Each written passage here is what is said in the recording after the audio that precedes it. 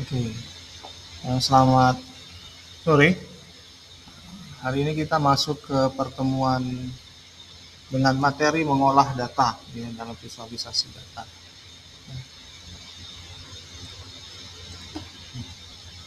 Kalau kita lihat di layar kita, ini merupakan salah satu arsitektur dari data warehouse.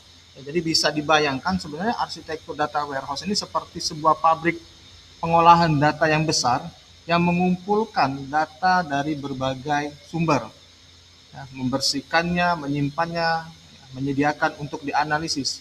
Nah, dalam gambar berikut sebenarnya ada beberapa bagian penting yang harus kita bahas. Yang pertama itu ada data source. Gitu ya. Data source itu ada terbagi dua, ada yang internal source, artinya sumber internal. Biasanya internal source tersebut berasal dari database operasional dalam perusahaan itu sendiri, seperti data transaksi, pelanggan atau keuangan dan sebagainya.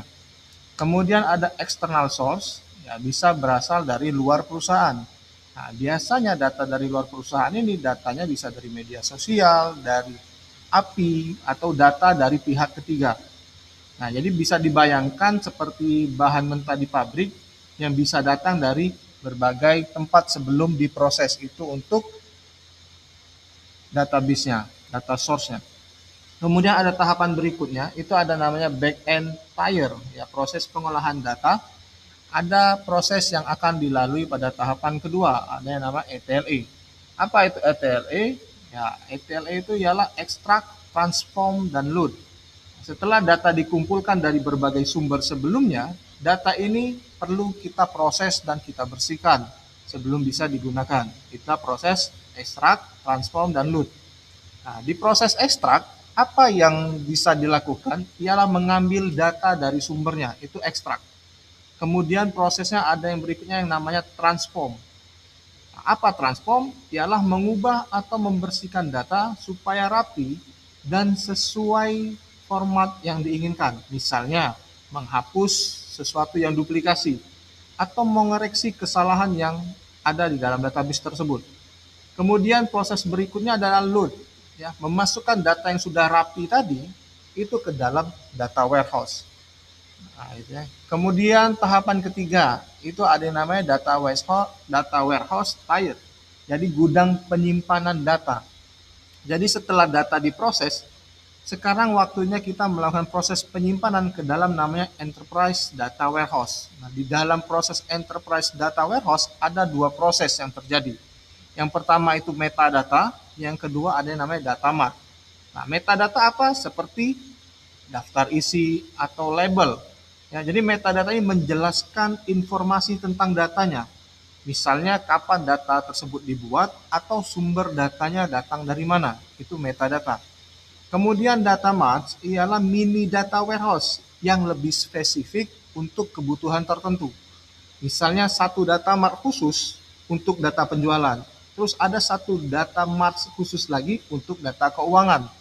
Nah, jadi data mart ini sudah dibagi-bagi ke dalam fungsi dan tujuannya. Kemudian tahapan keempat ada yang namanya OLAP. Ya, jadi OLAP ini Online Analytical Processing. Artinya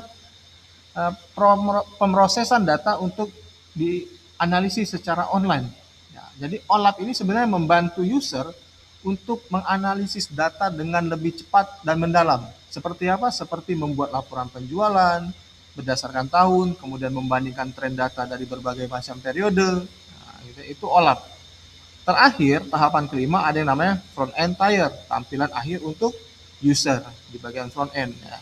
Di bagian front end ialah bagian di mana user, ya, user ini bisa manajer, bisa yang menganalisis data, bisa melihat dan menggunakan data yang sebelumnya diolah. Nah, beberapa alat yang biasa kita digunakan untuk front end tier dalam data warehouse arsitektur itu ada yang namanya OLAP tools. Ya, kemudian ada yang namanya reporting tools. Ya, kalau OLAP tools itu untuk menganalisis data dari berbagai macam sudut pandang. Kemudian ada reporting tools, ya biasanya untuk membuat laporan atau dashboard agar lebih mudah untuk kita pahami. Kemudian ada statistik tools, ya dia akan menganalisis data dengan berbagai macam metode statistik, ya seperti mencari pola dan segala macamnya. Kemudian ada yang namanya data mining tools. ya dia akan mencari informasi tersembunyi dalam data tersebut. Misalnya, ya, data sembunyinya apa yang digunakan? Dia mampu memprediksi atau untuk prediksi atau merekomendasikan. Nah, itu data mining tools. Nah, kemudian apa itu Tableau? Gitu ya. Nah, jadi Tableau ini adalah alat visualisasi data yang digunakan dalam industri business intelligence (BI). Ya, tujuan utama dari Tableau adalah mengubah data mentah menjadi format yang lebih mudah dipahami. Melalui apa? Melalui grafik, melalui tabel ataupun dashboard interaktif. Ya, ada berbagai macam keunggulan dari Tableau. Yang pertama itu mudah untuk digunakan, jadi tidak perlu keahlian teknis atau pemrograman untuk mengoperasikannya. Kemudian ada yang namanya data blending di dalam keunggulannya. Jadi di Tableau itu dia bisa menggabungkan data dari berbagai sumber dengan mudah. Kemudian ada analis real time. Ya, jadi memungkinkan analisis langsung tanpa jeda waktu. Yang terakhir, kita bisa berkolaborasi data. Ya, jadi di dalam Tableau kita memungkinkan banyak user untuk bekerja sama dalam satu dashboard. Kemudian siapa itu Tableau developer, gitu ya? Ya, jadi Tableau developer adalah seorang profesional yang bertugas membuat solusi visualisasi data untuk membantu proses bisnis dan pengambilan keputusan. Ya, jadi mereka, Tableau developer, menggunakan Tableau untuk mengubah data mentah menjadi insight yang mudah dipahami dalam bentuk grafik, dashboard, atau laporan interaktif. Ya, kemudian gaji dari seorang Tableau developer, ya kalau saat ini di pasaran Amerika Serikat, gaji seorang Tableau developer berkisar antara $99.000 sampai dengan $158.000 per tahun, gitu ya. Tetapi skill yang diperlukan untuk menjadi seorang Tableau developer, ya kita harus memiliki data visualization and design. Artinya apa? Mampu menyajikan data dalam bentuk visual yang menarik, ya visual yang menarik dan mudah untuk dimengerti. Kemudian, apalagi keterampilan yang kita butuhkan, ada yang namanya mathematical reasoning. Artinya apa? Kita memiliki kemampuan menganalisis data dengan pendekatan matematis atau statistik. Kemudian apalagi keterampilannya database skill, ya, memahami struktur database dan cara mengambil data dari berbagai sumber. Yang terakhir, ya, kita diharapkan mampu atau memiliki keterampilan di bidang ekstrak, transform, dan load. Jadi memproses dan membersihkan data sebelum dilakukan proses visualisasi. Ya, ini beberapa sumber data yang bisa kita gunakan di Tableau. Ya, jadi Tableau ini memungkinkan user untuk menghubungkan berbagai macam sumber data, baik dari file, ya, file lokal, kemudian ada baik dari server maupun dari layanan cloud. Kalau kita lihat ada yang namanya public, artinya Tableau-nya public, ya, digunakan untuk mengakses berbagai data secara gratis. Jadi Tableau public itu sifatnya gratis. Sumber datanya apa yang didukung dari Tableau public? Ya, ada file lokal. Jadi file lokal ini bisa menggunakan Microsoft Excel, ya, kemudian ada JSON, ada PDF, gitu kan, dan seterusnya. Ya. Kemudian di bagian servernya, ya, di bagian Tableau-nya public itu ada web data connector, ya, semisalnya Google Sheet, ya, itu di Tableau-nya public. Kemudian di halaman sebelahnya itu ada namanya Tableau Desktop. Nah, versi Tableau Desktop ialah versi yang lebih lengkap dan lebih banyak lagi koneksi ke database dan layanan cloud.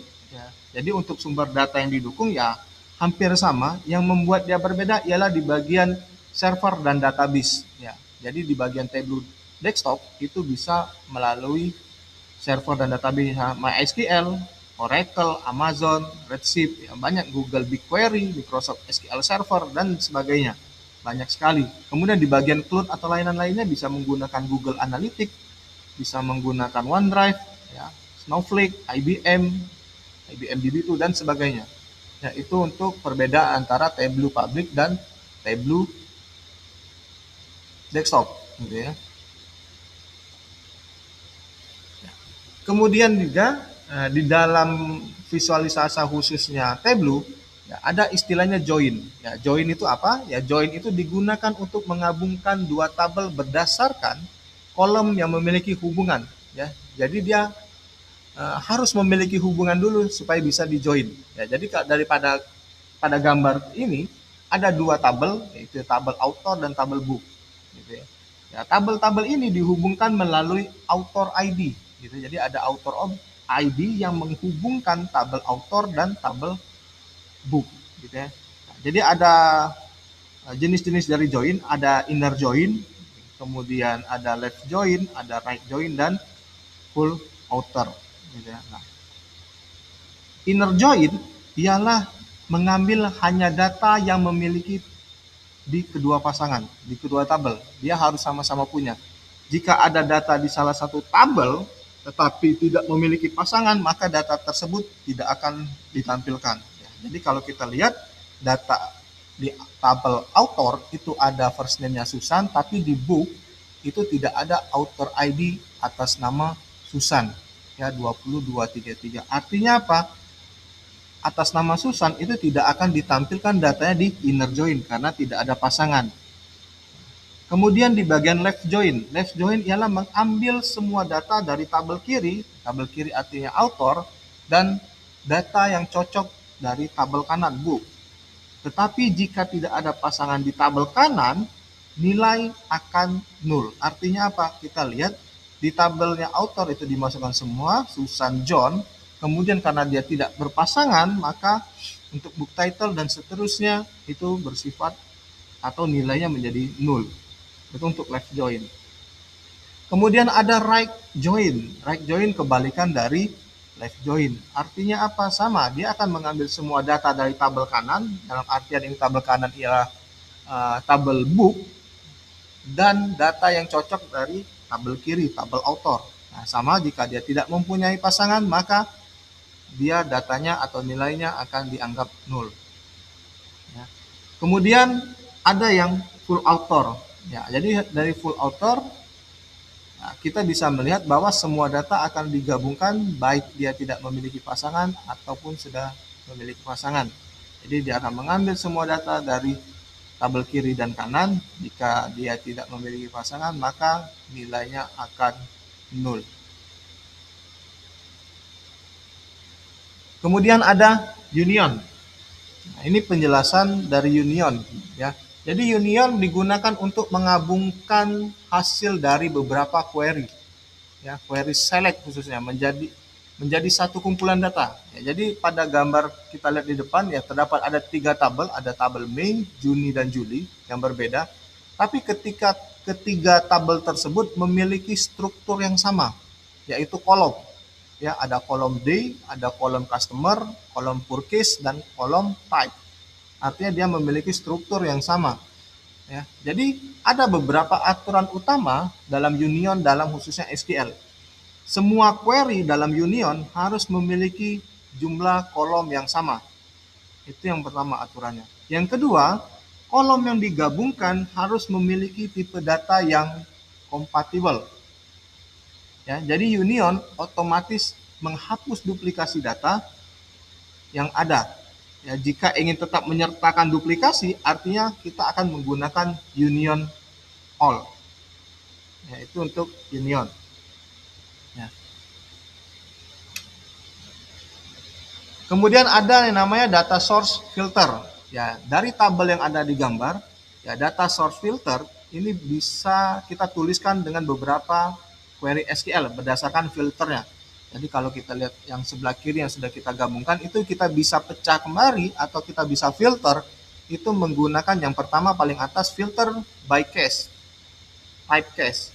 Kemudian kita juga filter purchase lebih besar sama dengan 5. Kemudian juga kita bisa filter dengan cash and purchase lebih besar dari sama dengan 5. Jadi kita bisa pecah dia menjadi 3 macam.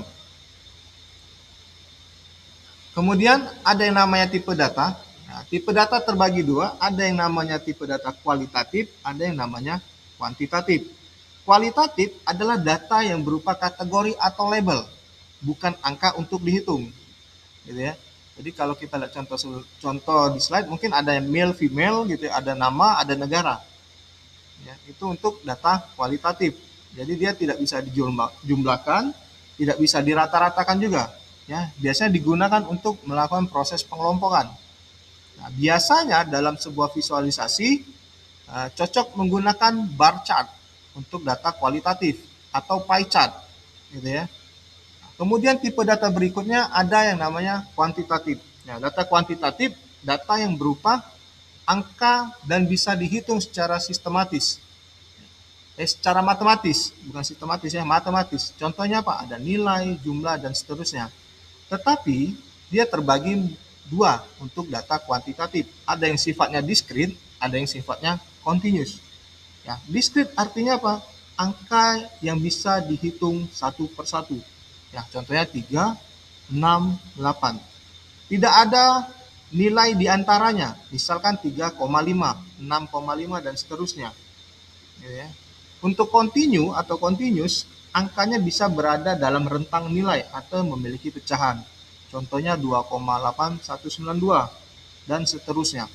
Nah, biasanya untuk data tipe continue itu berupa kalau teman-teman pernah melakukan proses penimbangan berat badan dengan timbangan digital. Biasanya akan ada angka continue ya. Walaupun pernah ada mungkin yang tidak ada continue-nya, bulat gitu ya, discrete sudah. Kemudian waktu, suhu, dan seterusnya. Ya, kenapa tipe data ini penting? Ya, karena kita akan menentukan grafik apa yang cocok, kemudian analisis apa yang bisa dilakukan dengan tipe data tersebut. Ya, kemudian ini berbagai macam tipe data, gitu ya. Ada namanya teks, gitu ya, string, gitu ya. Kemudian ada yang namanya date, gitu ya. Yang berarti untuk melihat tren, waktu, dan seterusnya. Kemudian ada date and time, kemudian ada numerical, gitu ya, dan seterusnya sampai dengan cluster group. Ya. Nah, ini rules atau perbedaan antara dimension dan measure. Ya, dimensi erat kaitannya dengan nilai sifatnya kualitatif. Ya, jadi kalau teman-teman lihat itu di dimension contohnya ialah adanya day, customer, sama type. Ya, digunakan untuk mengelompokkan, bisa juga mengkategorikan atau melakukan proses segmentasi data. Ya, nilainya kualitatif. Kalau measure itu ukuran. Ukuran artinya apa? Nilainya sifatnya kuantitatif. Ya, artinya dapat diukur atau dihitung. Kemudian bisa diagregasi, misalkan di jumlah totalnya, dirata-ratakan, dan segala macam. Kalau lihat contohnya ialah tabel Purkis. Tabel Purkis. Ya, dari tabel tersebut kita lihat Purkis namanya. Jadi mudahnya dimension ialah fungsinya untuk mengelompokkan data, measure itu untuk menghitung data. Kemudian kenapa kadang-kadang grafik kita ini jadi aneh padahal datanya sudah benar. Nah, ada namanya discrete dan continuous yang tadi, gitu ya. Discrete ini artinya terpisah dan bisa dihitung satu persatu, itu discrete. Ya, cirinya tidak ada nilai di antaranya. Ya, biasanya cocok untuk bar chart atau kolom chart, itu untuk discrete. Ya, karena datanya biasanya berupa kategori atau hitungan-hitungan. Kemudian continuous artinya apa? Sifatnya berkelanjutan. Ya, kalau dia berkelanjutan artinya apa? Bisa berada di rentang nilai tertentu. Ya, datanya bisa memiliki angka pecahan. Artinya bisa berada di antara dua titik. Ya, dalam visualisasi untuk continue itu cocok menggunakan line chart. Ya, line chart, area chart, atau scatter plot. Itu cocok untuk menggunakan data yang sifatnya continue. Ya. Kemudian ada istilah namanya data blending. Ya, apa itu data blending? Ya, data blending ini merupakan cara menggabungkan data dari beberapa sumber agar bisa ditampilkan dalam satu visualisasi. Biasanya akan ada dua source, ada yang namanya primary source. Primary ini biasanya sumber data utamanya. Kemudian ada yang namanya data source, ya, sumber data tambahan. Nah, data dari sumber kedua itu tidak digabung permanen ke dalam database-nya kita, tetapi akan hanya ditarik atau kita gunakan untuk ditampilkan bersama di dalam visualisasinya. Jadi sifatnya lebih fleksibel dan lebih cepat. Ya. Caranya ya sama saja seperti yang kita jelaskan sebelumnya, tapi ada perbedaan antara dengan join. Kalau join itu akan digabung langsung dengan levelnya database, gitu ya.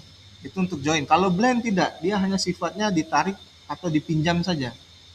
Ya. Kemudian kalau join itu bisa inner, left, right, dan outer. Ya, kalau blending ya biasanya kita cuma menggunakan left join saja. Ya. Terus kalau join itu datanya benar-benar menyatu dalam menjadi satu database. Ya. Kalau data blending, ya primary-nya akan tetap dominan. Ya, secondary itu hanya melengkapi data yang dibutuhkan dari atau yang kurang dari primary. Ya, artinya apa? Kalau tidak ada pasangan data di secondary, ya sebenarnya dia akan tetap muncul null seperti yang ada di gambar. Ya, ya kenapa sebenarnya ini blend ini juga salah satu yang penting dalam visualisasi data? Ya karena di dunia nyata ini sebenarnya ya, data itu sebenarnya jarang sekali berada dalam satu tempat. Ya, seringnya tersebar di beberapa sistem, kemudian tidak selalu bisa diakses untuk melakukan proses join. Ya, jadi kita dengan blending sebenarnya dia memberikan solusi cepat ya untuk kita melakukan proses analisis tanpa harus mengubah struktur database. Nah, gitu ya. Ya, jadi ini materi yang bisa saya sampaikan untuk pertemuan kali ini. Nanti kalau teman-teman ada yang mau bertanya bisa melalui WhatsApp group yang telah ada. Lebih dan kurangnya saya mohon maaf ya. Saya akhiri kuliah hari ini. Wassalamualaikum warahmatullahi wabarakatuh.